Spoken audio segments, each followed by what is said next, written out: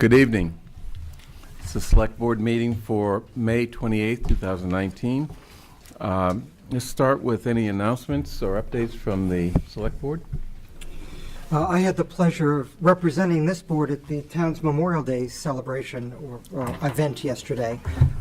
It was a great event, great attendance, and I know a number of us were there to take in the somber ceremony and to visit our veterans in two of our town graveyards. A particular note, at least to me, was that we had a wide array of ages represented, including a first-time bugler, Quinn McManus, who happens to be the granddaughter of our very own Bill McGroarty, participated, and it was just meaningful to me that we had both World War II veterans who are well into their 90s at this point, and Quinn, who's I don't think yet hit her teenage years.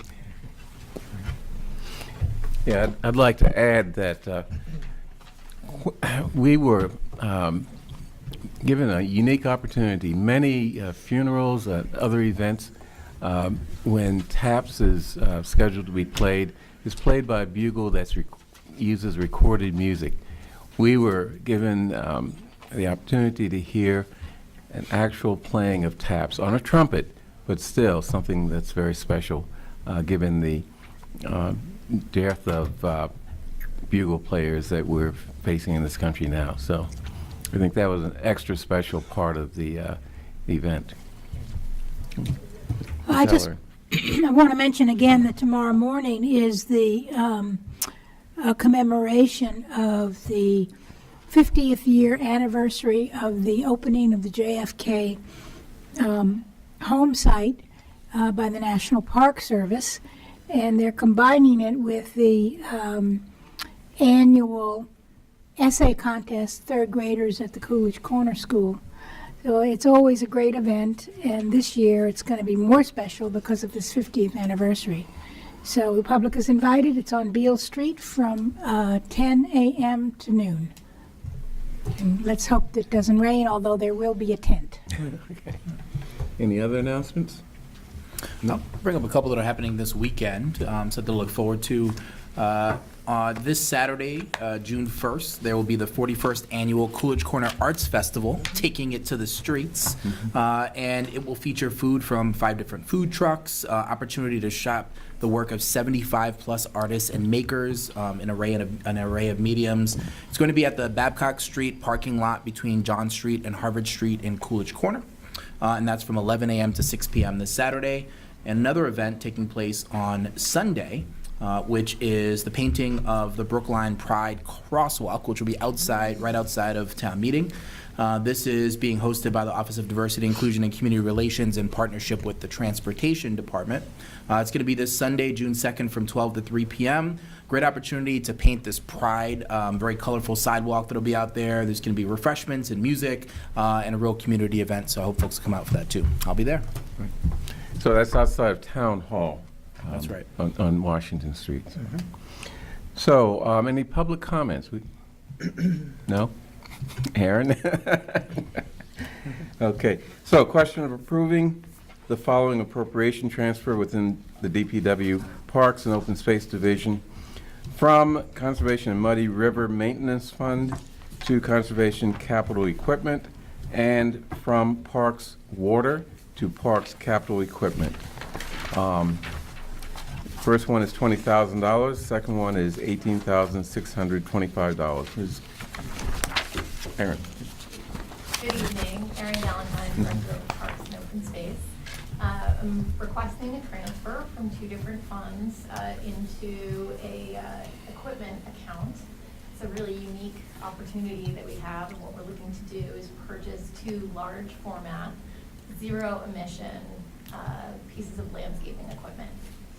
Last year, I had the opportunity to attend a state-hosted seminar, demonstration, and discussion on green zones and on zero emission equipment. It has come a long way. We've been watching it for a while. We have started to roll out battery-operated blowers, leaf blowers, and this would be our first introduction of the larger format, stand-up 60-inch wide deck mowers and a sit-down mower. Really excited about it. It fits right into our sustainability initiatives, and I think the timing is right for Brookline. Lexington has started to implement and roll out this program as well. And I'm hoping that this will be something that we start with the town hall campus and having that be part of that crew so we can really see it, experience it, see how it works and how the public responds to it. In terms of the accounts, the one account is the Maintenance and Management Oversight Committee, $20,000. That's an annual permit fee that we're required to pay as part of the Muddy River Restoration Project for a citizen-led oversight committee. We do not need to pay that this year as we're in between phase 1 and phase 2, and they have funds in their account. And so we are not doing that intergovernmental transfer this year. We will be rolling into phase 2 in future years, and we anticipate that we'll need that money to satisfy the permit requirement. The other account is from our water supply account, and given how incredibly wet and cold, we have a little bit of reserve there. So we actually have just started to turn on the irrigation system. So we have a little capacity there, and it seems like a good opportunity to roll out this initiative. Any questions? I have one. Yes, Ms. Howard. I'm thrilled to hear about this zero emission equipment. Is it plug-in It or is- battery? yes, Okay. they are electric, and they will be charging overnight. And you'll charge them in town hall? We will. Or at the we will municipal charge them service at center. Municipal Service Center. Okay, great. Thank you. Is there any possibility of using solar-powered charging stations? I mean, has that technology advanced to the point where it's a reasonable option for us? It does not, it's not providing enough power. One piece of equipment actually has a solar kind of roof on it, and you might be able to get 30 to 40 additional minutes, they said. But I mean, it's sort of dual function. It's also promoting the idea of using solar, but the technology isn't there to really sustain the level of use that we need. So how many hours will you get from a charge? So from a charge, we should get 6. And what's the difference in cost between this and a dirtier version? A dirtier version, look that up. I want to say, so for example, it's not so much for the stand-up mower, which is sort of interesting. So the purchase price is about $16,500, and the regular standard price is close to $14,000, 12 to 14, depending. But for the ride-on mower, we're looking more at about $15,000 for a typical gasoline-powered piece of equipment, and it's about $22,000 and change for the electric version. Thanks. Okay, move approval. Mr. Franco. Aye. Ms. Heller. Aye. Ms. Hamilton. Aye. Mr. Fernandez. Aye. Chair votes aye. Thank you. Thank you. So, any warrant articles appearing at our doorstep? I could provide you with a little update on number 10, but I think most of you know what's going on. So 10 is the Newbury College article, which initially we thought we'd push to the end to give us enough time if a deal materialized. But given the fact that we've heard that we're not in the running as the highest bidder, we convinced the moderator to take that up early tonight to allow our committee to make a report. The committee's report actually is being distributed this evening, and Mr. Kimball from the Ranch Kimball from our committee will be making an update at the town meeting tonight. As far as I know, there's no article, there's no motion under the article. The only motion is whether we'll bring it forward to where it was scheduled to now. And but I think we can take up Mr. Cummings Okay. if he's ready. That's his article. 26th. No, we're Not ready. yet. Anytime he's ready. Let me just comment for a second on that article. I just want you to understand that the report that Mel is discussing is an interim report. The committee doesn't foresee disbanding at this point because we don't know what's going to happen in real estate. You never know. And it's not over until it's over. So the committee will continue to stay together and work on strategies in terms of whatever happens, and we don't know what that's going to be yet. But So with that, if I could say, at one point on Friday, it wasn't clear that the moderator would allow us to bring this article up. And so we didn't want to wait till Thursday, so we actually posted a board meeting for Wednesday night in the event we couldn't do this Tuesday, but since we're doing it tonight, we're going to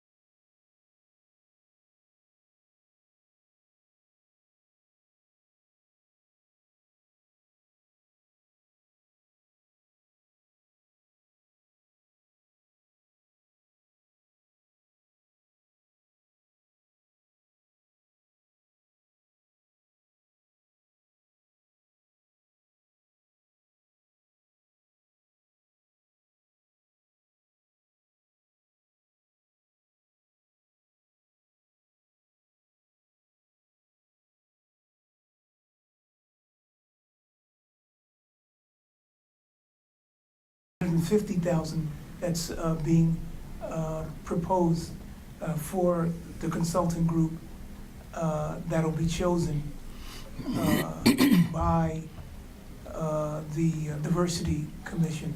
So however long it takes for the Moderators Committee to work out these kinks, I'm willing to go that route to have it happen. Good. And this is, again, it's not, the GARE group is not the first time and not the first thing that we have, I think, made some mistakes with as far as inclusion, diversity, racism, et cetera, et cetera. So that's where I'm coming from. So let me respond first. Mr. Conquest's motion acknowledges the great strides that we've achieved in Brookline. I didn't say great strides. I didn't say. Well, I didn't that's say- my interpretation. Okay, Steve. all right. Okay, let me repeat that. The strides we've made in Brookline in achieving many of the equity goals set out in the Warren article, and I'm sure he agrees that we shouldn't let the perfect distract us from actually achieving good goals in a process. I think that your motion does raise some important questions that the consultant should address, such as how this process will differ from or build on the achievements of past efforts, and whether there's a need for further defining the tasks of the consultant to better identify and explain achievable incremental steps towards the equity goals that will be recognized by Brookline leaders and residents. So, with that having been said, I think that a moderator's, in my opinion, just one board member, a moderator's committee is not necessary, but the consultant should take to heart some of the concerns that you've raised in your motion. So. You finished? Yep. Well, I would somewhat agree with you because I've heard some things from Mrs. Brown when I met with her this afternoon that are not in Warrant Article 36 in terms of what we've read. I do feel a little more comfortable now than what I did before I met with Mrs. Brown. But I still think I would feel a lot better, even if it were for a month that the Moderators Committee met to close some of the gaps that I think that might be there. So, any other comments? Well, I think, I would agree with you that the motion raises some additional issues, but I don't think that this is a resolution. And I don't think that the fact that we pass this prevents the engagement, and we engage a consultant, prevents that consultant from looking at those issues. And I think that I'd rather get started on the process. I don't want it to delay anymore. I think it's enough already. So I would say rather than putting it off to a moderators committee, we should get going on it and let the work begin. So I'd be interested to hear from the petitioners about sort of what the reaction is to Mr. Conquest's comments and maybe how they're viewing the resolution differently in light of a conversation that took place earlier today and comments made tonight. Okay. Was it okay that I just mentioned that we talked about this afternoon? I don't, Yeah. go ahead, I'm sorry. Yeah, I would like to hear from the petitioners also, but I also want to point out that the scope of work that we've laid out includes further defining equity goals for the town, including appropriate additional areas of focus. So that addresses at least one aspect of your concern. Yeah. Do you want to add some comments?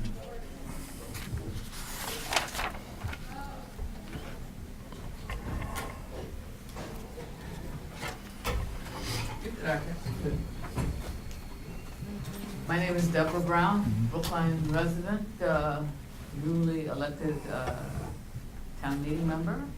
And Arthur and I talked for about 2 hours today. And one of his concerns was, I felt like a lack of specificity as it relates to outcomes and measures. And I actually showed him the scope of work, the draft scope of work. And it's a backbreaker. It really does go about the business of asking, what is it about this town that we think needs improvement? And how do we couch it in such a way that we're not restricting a consultant, but in fact, giving them the charge to work with our senior officials, you all, staff, and staff, to get, and the community to get to the right answer. So it's not just a punch here, a punch there, but it's very much a very detailed, I'll call it a dialogue, because in the end, it's not the consultant that is going to be actually doing, I'd say, 90% of the work, but it's town employees, it's community members, it's select board, and you all have to feel, we all have to feel that this is the right thing. And I feel like the scope of work was drafted with that in mind. So, I hear Arthur's concerns, but I think that scope of work, I think we'll get the best and the brightest to bid. I think that we'll end up with a talented group, and I have never. Mel, how many times have we talked? Lot. I've never once heard him say, it's always been, all right, now wait a minute, I want to talk about how we're going to get this done. Or I've started conversations with my direct reports. And that's how this process starts. And that's how actually it's going to end. So I have reservations like Arthur, but I think perfection, we can't afford perfection, we don't have time for it. And I think we've got a lot of problems that, Bernard, one of the first things you talked about the first night was diversity and inclusion. And we don't get there if we don't start moving. Mr. Clark. Well, I just wanted to follow up on Deborah's comments, and we have been working a lot. There's a working group, some members of the DICR, and then the petitioners, including Deborah and Susan and Mike Sandman in particular, and we've been working through this. I just want to clarify that this money is not going to GARE. Right. GARE is the framework. It's an organization we belong to that has a framework, but on its own, we've had some interesting training, but we're not getting anything done. We need some help to get things actually done and moving, and that's where a consultant would come in. I do believe that there's going to be the scope of work can be addressed. If it's not fully 100% the way we want it, we can work with our consultant. I'm assuming. So we're ready to go if the resolution passes. Mr. Conquest, yes. Say that again. Mr. Conquest, yes. Okay. Please just look at it from my vantage point, which is and I mentioned it in my write-up, Mariella Ames, 2010, and that wasn't the first time that this had been addressed, but it certainly was one of the first times it came before a town meeting with me being a part of it. And 10 years is 2 lifetimes. And I want to know how much further can we go? I said, only a fool would say we haven't made progress. Okay? How much further can we go? How much further should we go? All right? Do we have to have another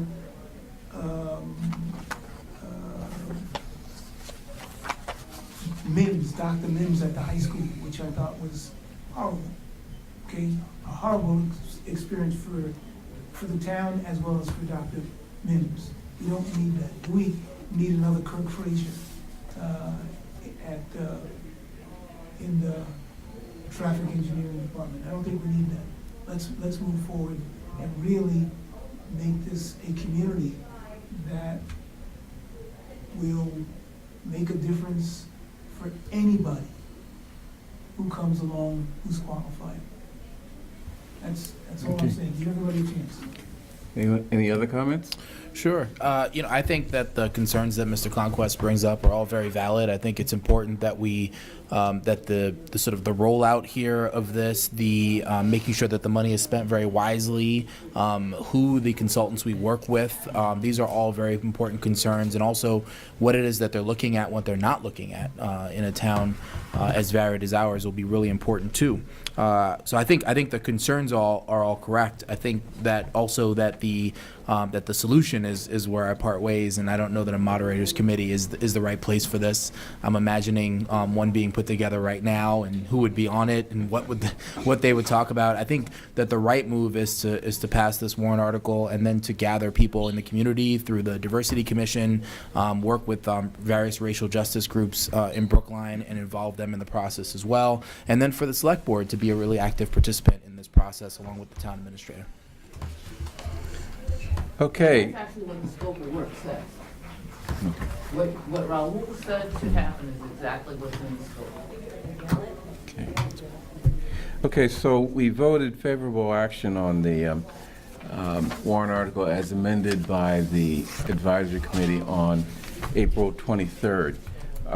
To take this up, we need a motion for reconsideration. Do I hear a motion for reconsideration?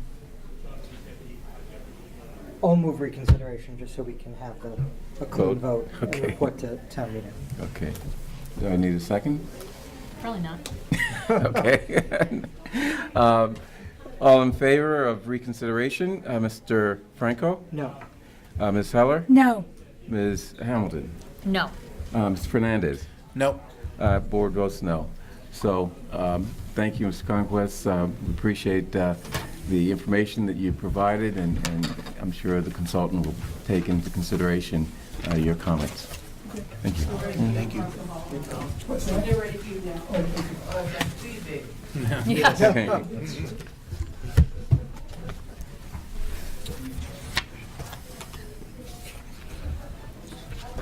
How's it going over there? So, Is that the only warrant article? we That's have? it. that's it. Okay. Okay. So, let's adjourn. Motion to adjourn?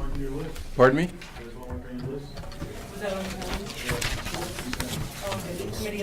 Well, it's not on the calendar. It was It's information. just an attachment, yeah, and we need to discuss this in greater detail.